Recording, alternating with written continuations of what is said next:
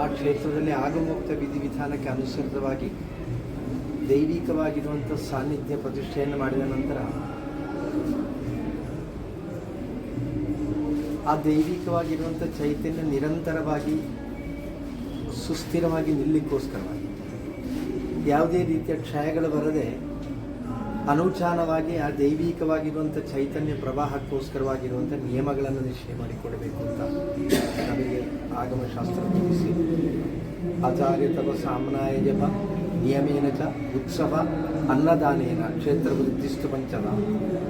ಆಗ ಪ್ರಧಾನವಾಗಿ ನಮ್ಮ ಶಾರೀರಿಕವಾಗಿರುವಂಥ ಆರೋಗ್ಯ ಸರಿಯಾಗಿರಬೇಕು ಅಂತ ಆದರೆ ಯಾವ ರೀತಿ ನಮ್ಮ ದಿನಚರಿ ಸರಿಯಾಗಿರಬೇಕು ಅದೇ ರೀತಿ ದೈವಿಕವಾಗಿರುವಂಥ ಸನ್ನಿಧಿಯಲ್ಲಿ ಕೂಡ ಆ ಸಾನ್ನಿಧ್ಯ ನಿರಂತರವಾಗಿ ನೆಲೆಗೊಳ್ಳಲಿಕ್ಕೋಸ್ಕರವಾಗಿ ನಾವು ಆ ನಿಯಮಗಳನ್ನು ಪಾಲಿಸಿಕೊಂಡು ಬರಬೇಕು.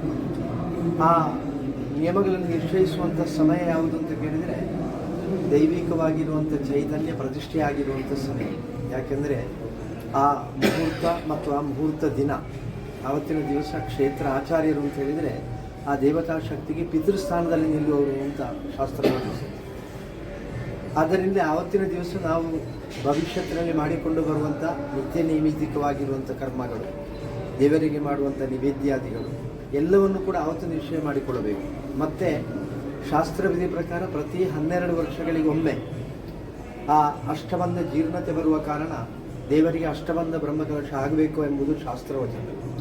ಅಷ್ಟಬಂಧಕ್ಕೆ ಬೋಧಿಸಿರುವಂಥ ಅಥವಾ ವಿಧಿಸಿರುವಂಥ ಆಯುಷ್ಯ 12 ವರ್ಷ.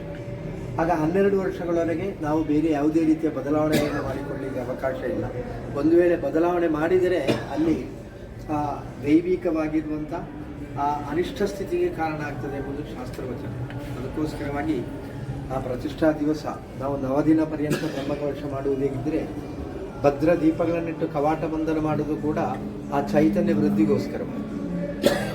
ನಮಗೆ ಘೃತ, ತಿಲತೈಲ, ಅದೇ ರೀತಿ ನಾರಿಕೇಳ ತೈಲ ಎಲ್ಲವೂ ಕೂಡ ಚೈತನ್ಯ ವೃದ್ಧಿಗೆ ಪೂರಕವಾಗಿರುವಂಥ ದ್ರವ್ಯಗಳು. ಆ ದೀಪಗಳನ್ನಿರಿಸಿ ಕವಾಟ ಬಂಧನ ಮಾಡುವುದಕ್ಕಿಂತ ಮುಂಚಿತವಾಗಿ ದೇವತಾ ಸನ್ನಿಧಿಯಲ್ಲಿ ಇನ್ನು 12 ವರ್ಷದವರೆಗೆ ನಾವು ಪಾಲಿಸಿಕೊಂಡು ಬರುವಂಥ ಎಲ್ಲ ನಿಯಮಾವಳಿಗಳನ್ನು ಕೂಡ ನಾವು ಪ್ರಾರ್ಥನೆ ಮಾಡಿಕೊಡಬೇಕು. ಅದು ದೇವರು ಅದನ್ನು ಶ್ರವಿಸಬೇಕು, ದೇವರು ಕೇಳಬೇಕು, ದೇವರು ಕೇಳಿ ನಮಗೆ ಒಪ್ಪಿಗೆ ಕೊಡಬೇಕು ಎಂಬುದು ವಿಧಿ. ಈಗಾಗಲೇ ಅದು ನಿಶ್ಚಯ ಮಾಡಿರುವಂಥದ್ದನ್ನು ಒಮ್ಮೆ ದೇವರ ಸನ್ನಿಧಿಯಲ್ಲಿ ಓದಿ ಹೇಳಿದ್ದೇನೆ.